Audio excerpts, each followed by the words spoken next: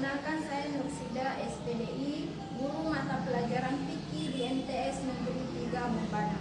Saat ini saya sedang mengikuti pendidikan profesi guru dalam jabatan Kementerian Agama batch 3 tahun 2025 di LPTK Universitas Wahid Hasyim Semarang dengan nomor peserta 49122 40042 047.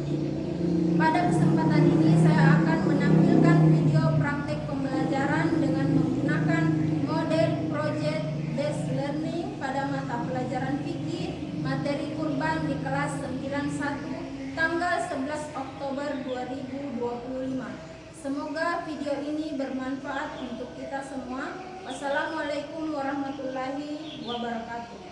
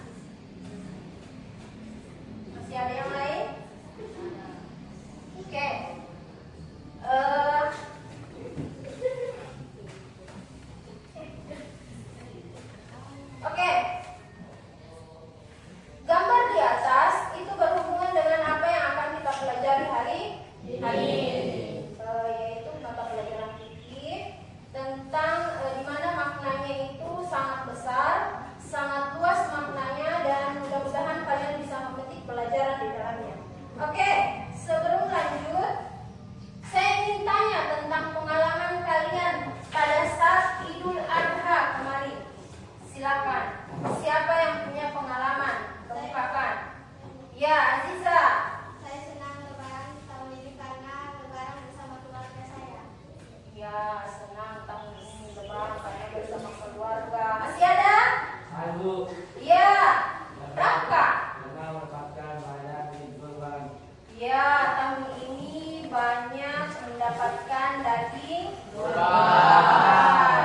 Oke, siapa lagi? Saya Bu, Ya, silakan. keluarga saya tahun ini ikut berkurban. Keluarganya tahun ini ikut berkurban. Oke, sebelum saya lanjut, Ibu melupakan sesuatu. Di kelas ini ada yang tidak hadir? Ada? Hadir semua? Oh, alhamdulillah ya. Kita akan berdoa. Semoga kalian semua sehat-sehat seperti ini dan bisa hadir terus setiap hari di sekolah. Oke. Nah, pelajaran kita hari ini tujuannya yang akan kita capai, yang pertama adalah kalian harus bisa mengerti apa itu kurban. Ya, harus bisa paham apa itu kurban, pengertiannya menurut bahasa, pengertiannya menurut istilah. Kemudian dalilnya, ya, apa yang menguatkan kita harus berkurban itu ada dalilnya di dalam Al-Quran dan hadis. Kemudian apa hukumnya berkurban? Ya, apa itu hukum? Hukum ada berapa? Ada? Hukum ada? Sunnah. Ya. Ya. Oke. Kemudian ada kalian harus bisa menjelaskan atau mengidentifikasi hewan-hewan yang sah untuk dikurbankan. Ya, hewan yang sah untuk dikurbankan karena tidak semua hewan bisa dikurbankan. Oke, kemudian kalian harus bisa merasakan atau menyebutkan beberapa makna atau hikmah dari berkurban. Meskipun tadi ada satu orang temannya yang sudah luar biasa, Rafka menyebutkan sebenarnya masuk di dalamnya tentang hikmah berkurban. Oke, tepuk tangan.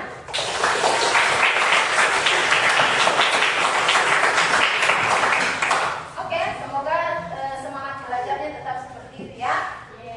Kemudian kalian harus bisa membuat satu proyek.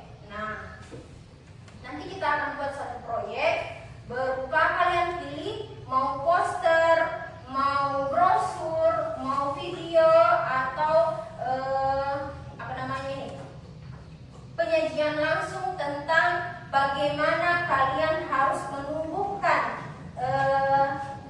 cinta berkurban kepada masyarakat. Ya, jadi tujuannya kita juga yang paling utama pada hari ini adalah kalian harus bisa menumbuhkan semangat berkurban kepada masyarakat, bukan cuma masyarakat tetapi kalian juga sendiri. Oke. Penjelasan tentang apa itu kurban.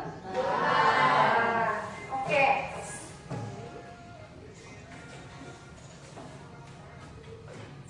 Nah, ini yang menjadi pertanyaan utama, ya. Pertanyaan utamanya kita nanti, bagaimana caranya kita sebagai pelajar, kalian sebagai pelajar, anak-anak sekalian bisa menumbuhkan semangat berkurban di masyarakat. Semangat berkurban di masyarakat. Oke, kurban secara bahasa. Jadi dalam pelajaran fikih memang ada dua ya, secara bahasa, secara istilah.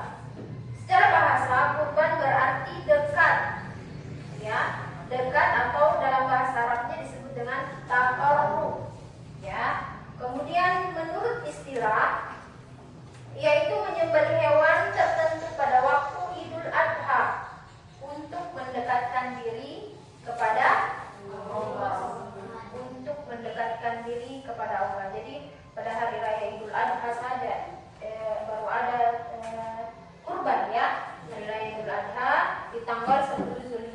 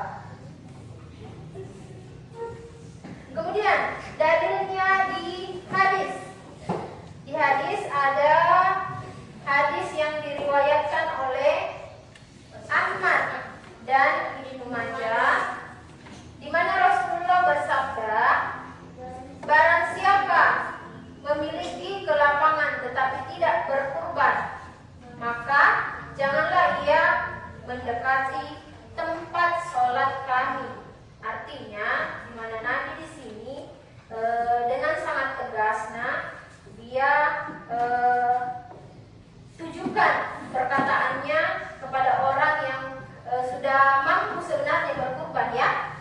Dia sudah mampu berkurban tetapi dia tidak berkurban. Maka ini yang dia bilang oleh Nabi. Nah, kemudian sebelumnya ada hukum kurban. Hukum kurban itu adalah sunnah muakkad. Sunnah muakkad di sini adalah sunnah yang sangat sunnah yang sangat dianjurkan. Ya, jadi kalau misalnya memang ada kemampuan, maka itu sangat dianjurkan sesuai dengan hadis tadi yang dikatakan oleh Rasulullah Sallallahu Alaihi Wasallam. Kemudian syarat hewan kurban. Nah, di situ jelas ya, kelihatan ya. Syarat hewan umurnya 1 tahun. Jadi sudah ada 2 tadi ya syaratnya. Ingat ini sudah ada 2 syaratnya hewan yang harus dikurbankan. Yang pertama hewan ternak, yang kedua cukup umur. Yang ketiga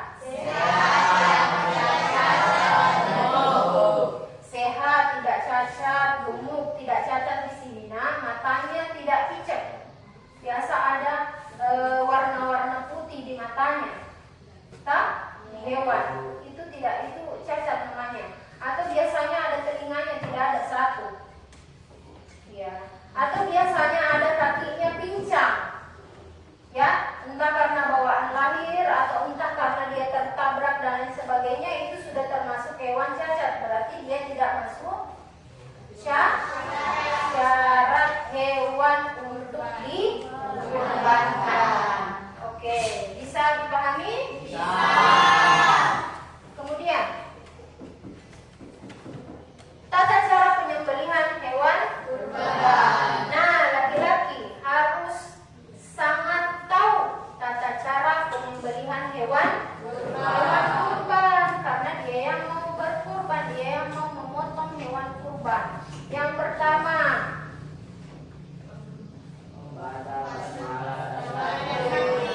membaca basmalah dan takbir. Yang mana basmalah? Menghadap kiblat. Yang ketiga, menggunakan pisau tajam. Yang sebelumnya pisaunya jangan diasah di depan hewannya, ya, atau parang. Tidak apa-apa, semua bisa. Yang jelasnya alat, ya, alat yang tajam yang bisa memotong lehernya hewan. Entah itu pisau, parang, kapak dan lain sebagainya. Ya, pedang boleh? Ya, pedang boleh, bagus. Yang keempat,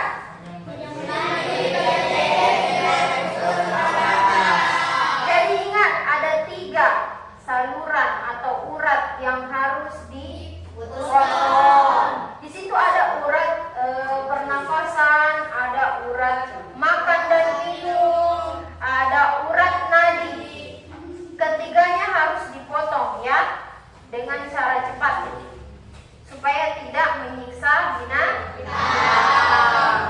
Itu kalau lihat sapi atau ayam, biasa ada ayam dipotong kan? Lalu kalau sudah tidak bergerak nih, kalau sudah tidak bergerak bisa dibuka itu lehernya. Kalian lihat di situ ada seperti pipa, ya, ada seperti pipa. Jadi itulah urat pernapasan, ya, itu urat pernapasan. Kemudian di dekatnya ada biasanya 2 itu. Yang urat nadi itu biasanya tidak terlalu kentara, tetapi memang ada di situ. Tidak sama dengan sapi. Kalau sapi besar sekali dia uratnya. Kalau sapi sangat besar urat pernapasannya kalau dilihat. Yang kelima, memastikan hewan benar-benar mati. Jadi laki-laki kalau memotong hewan atau ada bapak ibunya yang memotong hewan kurban, terutama hewan kurban, nanti benar-benar mati baru dikuliti, ya. Ada namanya dikuliti.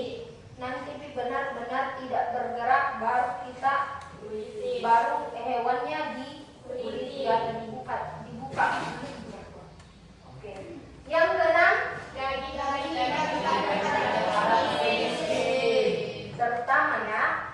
utamanya setelah berkurban, setelah ditimbang, dimasukkan ke dalam kantung plastik, sepertiganya itu untuk diri sendiri dan keluarga, sepertiganya untuk fakir miskin, dan sepertiganya untuk tetangga di sekitar. Jadi itu ya ketika berkurban. Jadi saya harap anak-anak sekalian di sini ingat bahwa tumbuhkan sifatnya kalian yang semangat untuk selalu beribadah kepada Allah, karena kurban itu termasuk salah satu ibadah kepada Allah. Dia hukumnya sunnah, tetapi dia sunnah muakkad, sangat dianjurkan. Oke, selanjutnya hikmah berkurban. Yang pertama, melatih keikhlasan dan ketaatan kepada Allah. Atau ada jawaban yang lain di sini hikmah berkurban? Silakan Sihan. Mendekatkan diri sama Allah, Bu. Iya, mendekatkan diri sama Allah. Ya, memang karena dari segi bahasa saja sudah kita lihat bahwa kurban itu adalah dekat atau takarub, yaitu mendekatkan diri sama Allah. Masih ada? Ya, Askar. Mempererat persaudaraan, Bu, karena ada kegiatan memberi di dalamnya. Bagus sekali, dokter. Mempererat persaudaraan. Di sini ada salah satunya. Yang kedua, meningkatkan empati sosial dan semangat berbagi. Karena tadi Askar bilang, dia mengatakan bahwa di dalamnya ada kegiatan berbagi.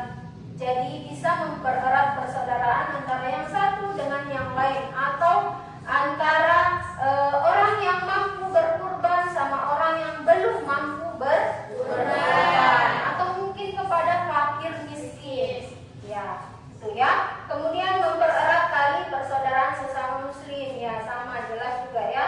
Kemudian meneladani pengorbanan Nabi Ibrahim dan Nabi Ismail. Siapa itu Nabi Ibrahim dan Nabi Ismail? Bapak dan anak. Ya, bapak dan anak. Siapa bapaknya? Ibrahim. Ya, anaknya Nabi Ismail. Jadi Nabi Ibrahim dan Ismail itu sama-sama berkorban perasaan terutama ya, karena Nabi Ibrahim adalah nabi yang sangat menantikan seorang anak yang begitu lama, sementara Nabi Ismail adalah anak yang dinanti-nantikan. Kemudian setelah dewasa disuruh berkurban, atau dengan cara dia potong anaknya, disuruh sembelih itu anaknya. Bagaimana perasaan? Pasti tidak enak kan? Iya, karena tapi alhamdulillahnya Ismail adalah seorang anak yang soleh ya. Kemudian oke, sebagai penutup, kurban bukan hanya menyembelih hewan, tetapi juga menyembelih ego ya, seperti yang saya ceritakan tadi tentang Nabi Ibrahim dan Nabi Ismail, di mana keserakahan dan cinta dunia dalam diri, dia lepaskan itu egonya untuk menyerahkan dirinya sama Allah. Jadi terakhir pesannya, mari kita teladani keikhlasan dari Nabi Ibrahim alaihi salam ya. Semoga ada yang didapatkan hari ini ya. Tanam baik-baik apa yang menjadi pelajaran kita hari ini. Nah, untuk kegiatan selanjutnya, karena kita mau juga sebagai siswa yang bisa menumbuhkan semangat berkurban di masyarakat, maka ya, ada beberapa proyek yang harus kalian buat ya. Ada beberapa proyek yang harus kalian buat yang nantinya bisa kalian menumbuhkan sikap semangat berkurbannya di masyarakat. antara membuat brosur atau membuat poster tentang semangat berkurban. Oke, jadi tetap ini ya kelompoknya. Jadi Bu akan membagikan kertas. Bu akan membagikan kertas. Kemudian kalian buat satu proyek atau brosur atau poster tentang kurban. Jadi nanti Bu akan kasih petunjuk, kasih kasih arahan. Ibu juga akan kasih apa saja yang harus kalian lakukan, apa saja yang harus kalian buat sehingga menjadi sebuah poster yang bisa membuat orang jadi bersemangat untuk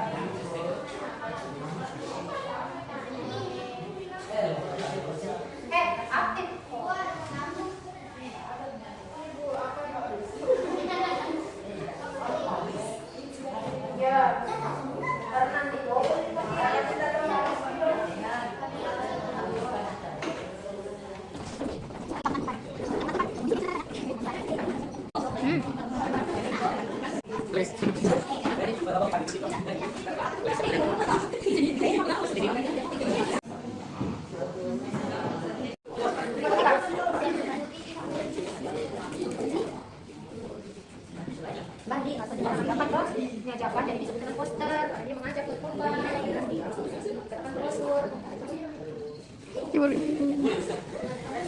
Iya, itu kan masih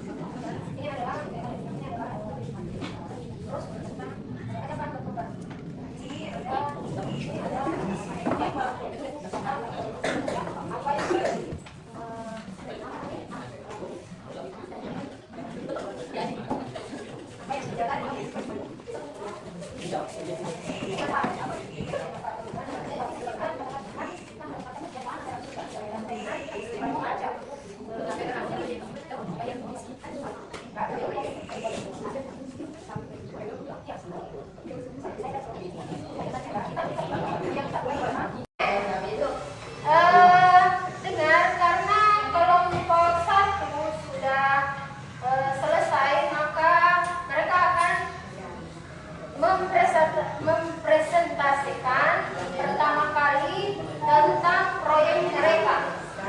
Ya, silakan untuk kelompok 1 maju ke depan semua mulai dari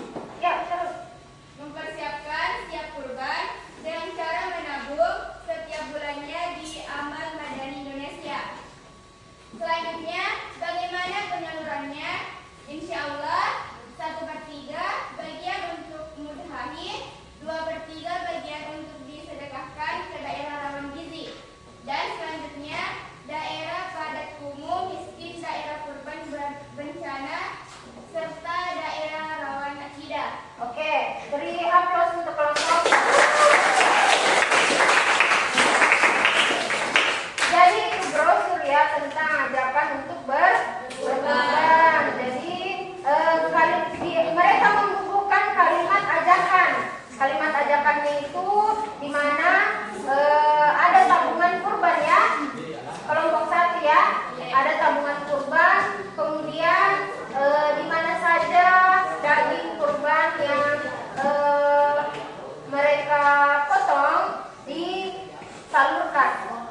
Jadi mereka salurkan memang khusus kepada orang anak-anak yang kekurangan gizi, ya. Jadi bagus brosurnya tentang ajakan berkurban karena di situ ada tabungan kurban, jadi tidak memberatkan karena ditabung. Oke, bagus ya. Silakan teman-temannya ada yang mau bertanya? Ada yang mau bertanya?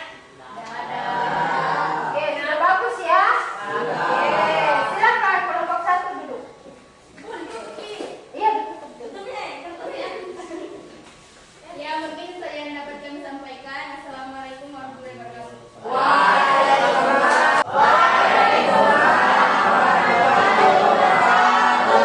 Kami akan mempresentasikan hasil kerja dari kelompok kami.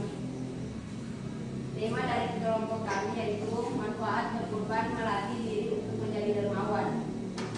Seorang yang pribadi yang dermawan perlu dilatih hingga menjadi kebiasaan menjadi dermawan dalam kebaikan sangat baik dan banyak manfaatnya. Bisa menjadi dermawan perlu dilatih terus-menerus dan tidak sesuai dengan dan tidak hanya sesuai 2 kali saja melainkan terus dilakukan sehingga menjadi kebiasaan. Jika sudah sering bersedekah, maka mungkin bisa ditingkatkan dan berkurban di waktu hari raya Idul Adha. Sudah? Sekian dari presentasi kami. Oke. Assalamualaikum warahmatullahi wabarakatuh.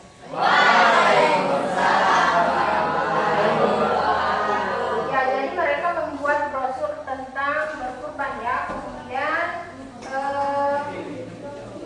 bagaimana mereka menjelaskan tentang orang yang rajin berkurban, ya, yaitu mereka yang memiliki sifat dermawan.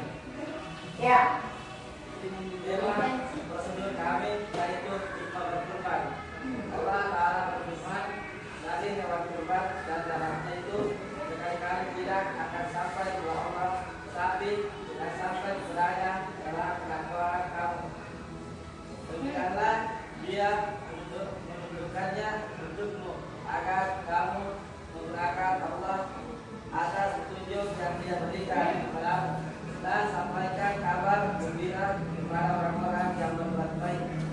Oke. Bagaimana presentasinya, bagus ya? Oke, beri tepuk tangan. Kelompok terakhir hari ini. Jadi mereka membuat brosur tentang ajakan untuk berkurban sambil membubuhkan kalimat hikmah. Ya, membubuhkan kalimat hikmah berkurban, di mana hasil dari kurban seseorang itu tidak sampai kepada Allah, tapi yang sampai kepada Allah itu adalah ketakwaan seseorang yang berkorban.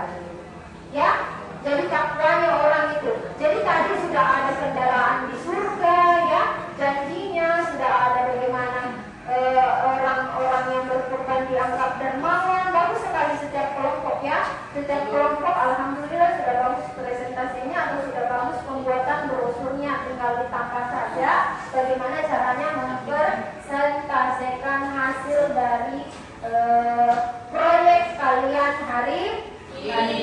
Oke. Sekian dari kelompok kami. Assalamualaikum warahmatullahi wabarakatuh.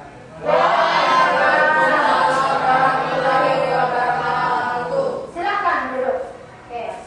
Tugas kita ya, tugas kita bersama yaitu proyek, di mana pembelajaran hari ini adalah Project Basic Learning atau PJBL, di mana kita semua membuat satu proyek, menghasilkan satu proyek yang nantinya akan menumbuhkan sikap kepada masing-masing peserta didik dengan membuat proyek tersebut. Oke. Sebagai penutup, saya akan merefleksi hari ini tentang apa saja yang kalian pelajari hari ini, mulai dari awal pertemuan sampai terakhir hari ini. Oke, siapa yang mau? Silakan, Rizka Amalia. Tujuan dan makna kurban, syarat kurban serta pelaksanaan kurban. Iya, ada